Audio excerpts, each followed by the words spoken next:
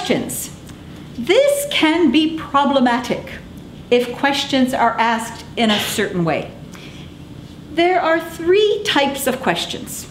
There are social questions, how are you, how are you doing? There are general questions, the kinds of questions that ask your opinion or want information.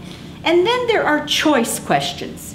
And these range from easy to difficult. So let's look at each of these types of questions, okay? Social questions are ones that live with us over a lifetime. How are you doing? Good morning. What are you up to? How's the family? You can answer those questions very easily, whether you have cognitive problems or are tired, don't have cognitive problems. They're just easy questions to answer. And the reason for that is that we've used them so often, they get into our procedural memory. That's what it's called. They get anchored, and they're just solidified. And as a result, you don't have to think before answering. So here's a question, what's up? It's easy to answer, non-threatening, not much. And there you are, not much of a conversation, mind you, but easy to answer, right? Not threatening. Let's look at general questions. Here are some general questions as examples. What do you think of the situation in France? Well, I can tell you that if I'm tired at the end of the day, I don't really need anyone asking me a question like that. But imagine if you have cognitive problems, what that will do to you. All of a sudden you're, oh my God, what's happening in France? I just don't know. So all of a sudden, the person is stressed out, and there's a whole cycle that enters into the picture. What can you tell me about the meeting you had today?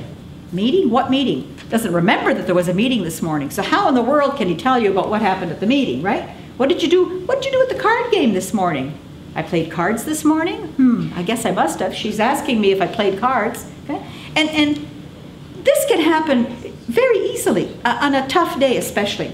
Or can you describe your holidays? Well, to describe your holidays, I can't even remember if I took holidays, right? I'm thinking from the perspective of having cognitive difficulties. So these complex questions are really hard to answer because these questions require thinking, reflecting, remembering, analyzing. You wouldn't think it, would you? But they do. So before asking questions to someone who has cognitive difficulties, think twice. Okay? Choice questions, another type of question. There are basically 3 types of choice questions. There's the multiple choice. Would you like chicken or liver or beef or eggs, right? Oh my God, I can't remember what you said. Can you repeat what you said? For goodness sakes, would you like chicken or liver or beef or eggs? Well, then the person is stressed. How can you possibly answer, right? 2 choices. Would you like tea or juice? 2 choices, that's easy. 2 choices, well, it's easier for sure. Or yes, no is even easier. Would you like a drink? Yes, no, period. But the easiest question is the no choice question, okay? So what's a no choice question? Well, let's take a look here. First of all, these are your 2 choice questions, right? So you have the gentleman serving tea or coffee, and he's asking, excuse me, the lady's serving tea or coffee, and she's asking, there's 2 questions. The gentleman, the waiter at the bottom, is serving hot chocolate, and he says, would you like hot chocolate? Yes or no? Easy to answer. Now that looks lovely, a no choice question. She says to him, why don't we just have chicken on the menu?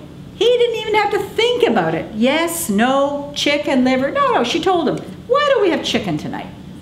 Easy, right? No choice, nothing to worry about. The easiest kind of, in other words, you don't put the person in a stressful position unnecessarily. You know he likes chicken. You know he likes to have chicken at that particular place. Let's have chicken, right?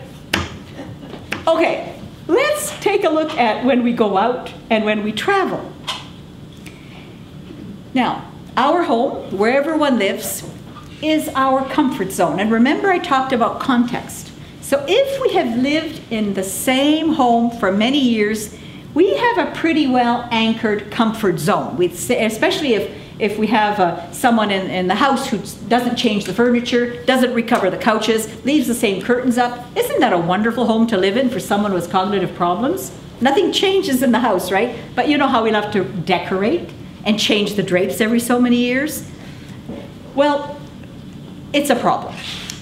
So, going out traveling, do we travel to a familiar place? Or do we travel to a place which we've never visited? Do we go out where it's quiet or where there's a lot of noise? Do we go out where there are many people or fewer persons? Well, let's take a look, because the influences of all these activities have an effect. Going out to restaurants.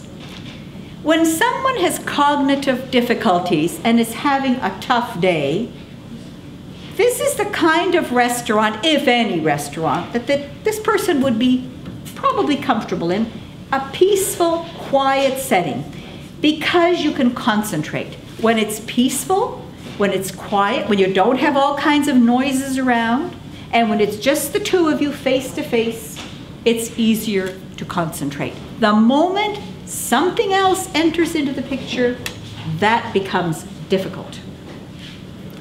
How about eating in familiar places? I like that car, actually. Now you see, someone who has cognitive difficulties, who really doesn't understand why the cars have to look so different today, would relate to that car. You see how it's old-fashioned? And the diner, we don't see diners like that anymore, but you know, that would be probably familiar. Comforting. Well, everyone remembers Ben's, right? It's too bad it's closed, eh? But remember how comforting the interior was? Anyone go to Ben's? I used to go to Ben's all the time. Great smoked meat. I think it's been closed, what, 5 years now? 10 years? I don't know. Lost track of time. But the interior of Ben's hadn't changed, as you know, from probably the 40s. They same old chairs. And what a comforting place for someone who has cognitive problems, but it doesn't exist anymore. Schwartz's does. I guess that would be another choice. Now, this restaurant's pretty noisy, pretty crowded. Boy, you sure can't concentrate. And concentration is not memory, okay? Memory is one thing. Concentration is not memory.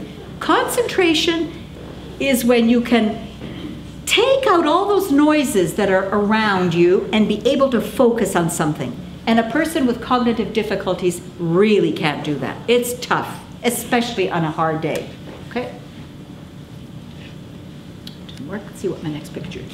So the other is the unfamiliar restaurant, okay? So you could have a familiar restaurant that's noisy.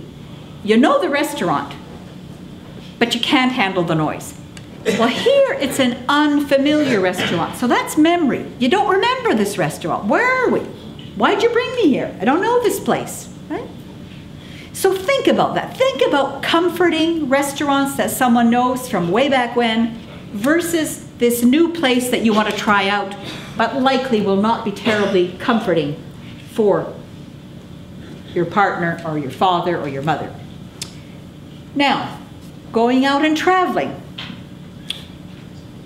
Choose a known setting, a known location. If you've been going to the same condo in Florida for the past 30 years, for goodness sakes, keep doing that. But if you think you want to go on a cruise and you've never been on a cruise, you might be in big trouble. Because changing a destination with in a very different context can be stressful. Okay? Now, some people can handle it. I'm not saying that all individuals with cognitive problems would find it difficult, but many would. So keep that in mind. Now, familiar travel destinations permit the long-term memory that the person has to work. Because when you have cognitive or memory difficulties and you're thinking back when a long time ago, because you're not remembering the present very well, it's really comforting to go to a place that you know. So you don't have that problem of short-term memory. And of course, to choose a good moment. A quieter moment if you're going into a store, early morning when there aren't crowds.